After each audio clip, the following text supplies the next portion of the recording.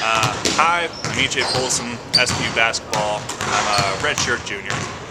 EJ team's coming off a really great win over at Montana State Billings. Your thoughts on that win? Going into the final stretch of the season, it's important to get as many wins as possible, especially considered how cluttered our standings are, like with the tournament coming up, GNAC tournament. So going in and getting a win there, big first step into trying to squeeze our way into that tournament and do some damage. Your team's on a bit of a roll, and in hopes of doing that damage, won 3 of the last 4 despite some injuries. Your leading scorer, Tony Miller, missed 1 game last stretch. Second leading scorer and rebounder, Coleman Wooten, missed the last 2 games. How has the team managed to keep winning despite the injuries and illnesses? I guess just getting towards the end of the season, we've had a lot of growth and development, guys. We've played a really young team even from the beginning, even when we didn't have as many injuries and sicknesses marring our season.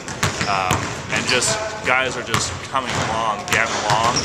Freshman, he's putting together some big performances. Sharif Khan he gets in there. He's always fun to watch because you never know when he's just gonna run through a passing lane.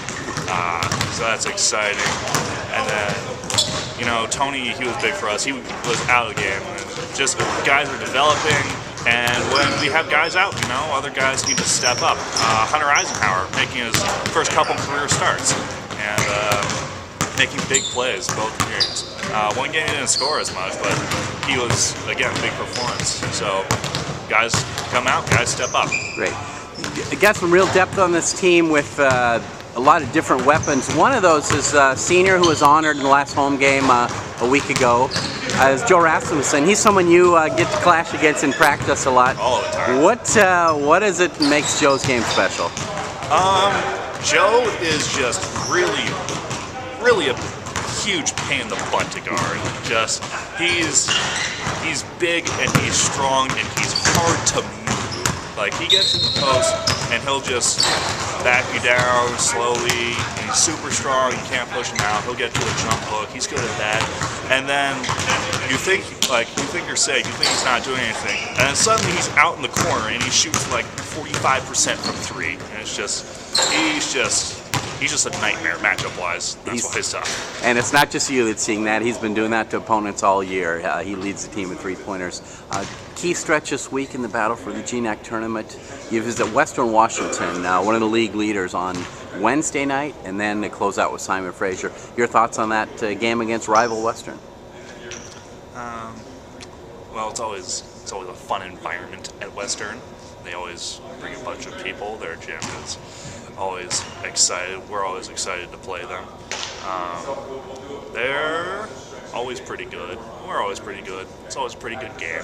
Yeah, certainly is. Well, let's talk a little bit about yourself.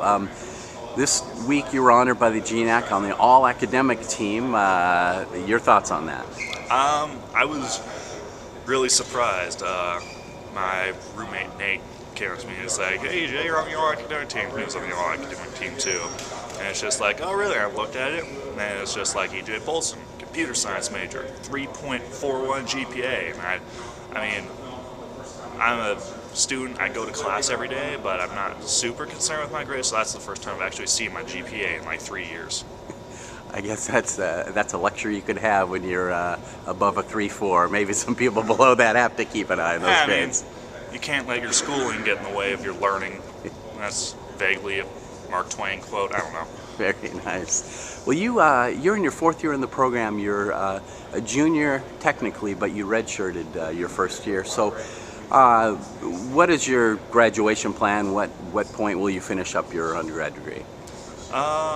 So my undergrad degree is scheduled to finish up in the first quarter of next year, the fall quarter.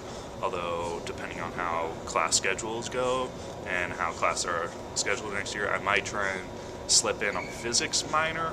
We're still working things out with my counselors, though. Sure, just slip that physics minor and sure, no big deal. Wow.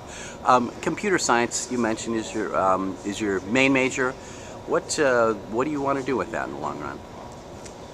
I'm not entirely sure. I'm keeping my options open. There's, world today. There's a lot of computers and not a lot of people who know exactly how they work. So maybe I'll end up at some tech giant here in Seattle. You know, we got Microsoft and Amazon, that type of thing. Maybe I'll go back home to Reno, program slot machines. At this point, I'm not really sure. Great. And lastly, I'd be remiss if I didn't ask, some of your teammates and coaches mentioned that your pancake consumption on road trips is legendary. Oh yeah, I eat lots of pancakes. When did you start liking pancakes? You know, it's just always been my go-to breakfast item. Very nice. Is there a certain place or places that stand out as serving the best pancakes? Oh, okay. So there's two places.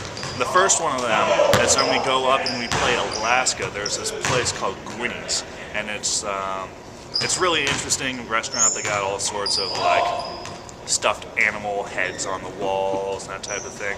And there you can get these pancakes, and they're not actually like normal pancakes. They're sourdough pancakes. There's a sourdough base, and those are just something else, like really, really solid. And then the other place is, I've only been there on 2 occasions because I've been here for so long. We've taken 2 trips to Hawaii over there, and in Hilo there's this place called Ken's House of Pancakes, kind of like IHOP, but it's like K-hop.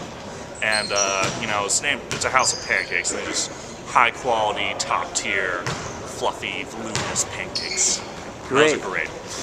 Well, thank you very much for your time, EJ. Appreciate it, and hopefully you can find some good pancakes here on your road trips up in Bellingham and Burnaby. Oh, thank you.